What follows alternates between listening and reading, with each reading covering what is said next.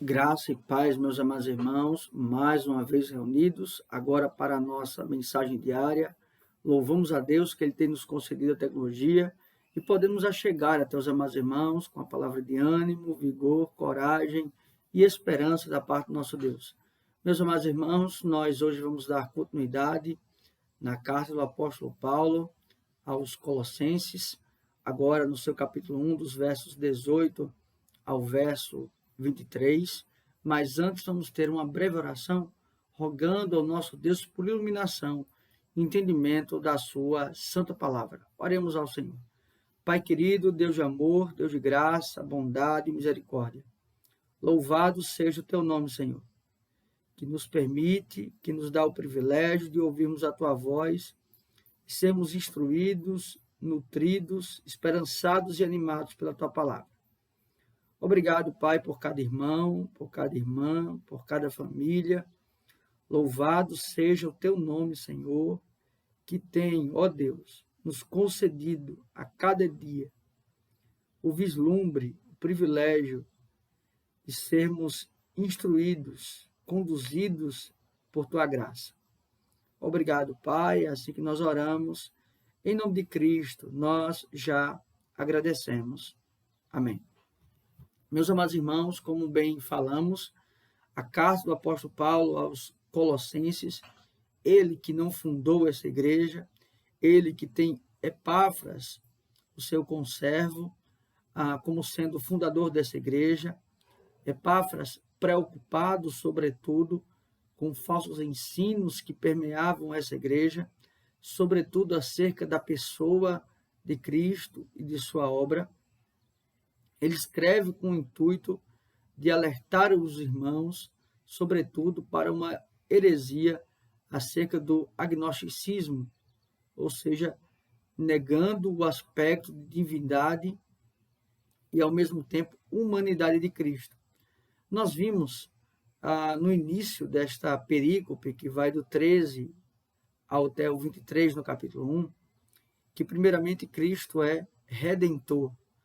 Depois nós vimos que Cristo é Criador. E agora, dos versos 18 ao verso 23, nós vamos ver que Cristo é cabeça da igreja e também reconciliador. Portanto, meus amados irmãos, vamos meditar nesse aspecto, entendendo que Cristo é aquele que nos dirige e Cristo é aquele que nos reconcilia com o Pai. Acompanhe comigo dos versos 18 ao verso 23. Ele é a cabeça do corpo da igreja. Ele é o princípio, o primogênito dentre os mortos. Primeiramente, ele usa essa concepção de que Cristo é o cabeça, ou seja, o propósito pelo qual a igreja ela existe, o propósito pelo qual a igreja também está viva, o propósito pelo qual a igreja tem a consciência, é porque Cristo é o cabeça desta igreja. Exemplo, se nós arrancarmos um braço, ainda permaneceremos vivos. Se nós arrancarmos uma perna, poderemos estar ainda vivos. Mas se a nossa cabeça for arrancada, com certeza morreremos. Então, este sentido é que a essência do corpo está na cabeça, e não só no seu sentido aspecto de vida, mas também de cognição, de entendimento, de comandos. Então, Cristo é o cabeça, ele é o cabeça do corpo da igreja, ele é o princípio, ou seja, ele é o começo de tudo. E este começo de tudo não está restrito a um tempo e um espaço, mas esse começo, ao mesmo tempo, ele está desde a eternidade. Ele é o começo, ele é o princípio, ele é o primogênito dentre os mortos. Não quer dizer que Cristo ele foi o primeiro a ressuscitar no aspecto cronológico da Bíblia, mas Cristo ele é o primeiro a ressuscitar e jamais morrer. Então, aqui é no sentido de que ele é o primeiro a ressuscitar em glória, e é este sentido que nos sustenta, é nesse sentido que nos esperancia, ou seja, Cristo é aquele que é a essência da igreja, do seu sustento, do seu governo, da sua esperança, da sua existência.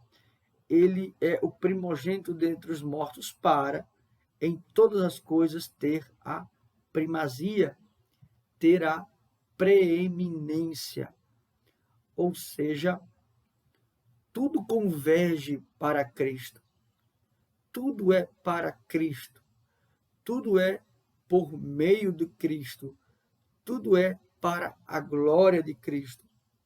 Porque aprove a Deus que nele, a esse nele é a ideia de fonte, residisse. A ideia que nele habita toda a plenitude.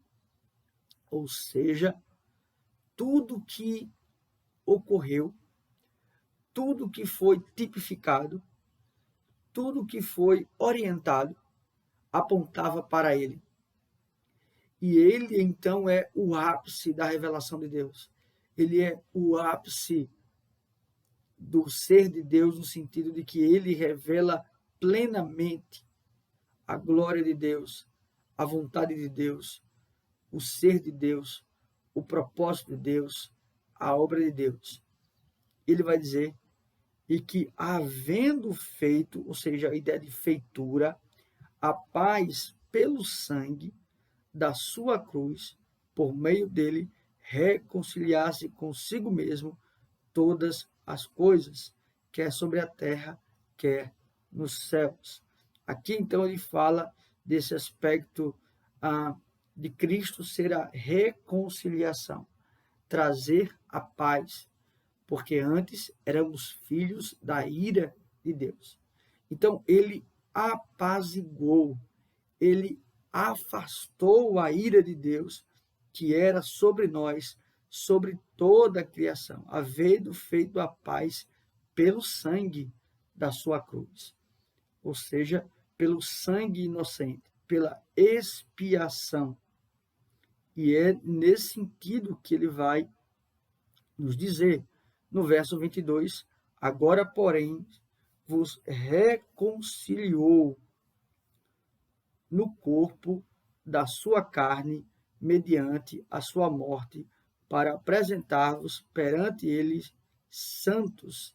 Perceba que aqui, então, ele vai tratar esse aspecto. Primeiramente, no verso 21, ele disse, e a vós outros também, que outrora eres estranhos e inimigos no entendimento pelas vossas obras malignas.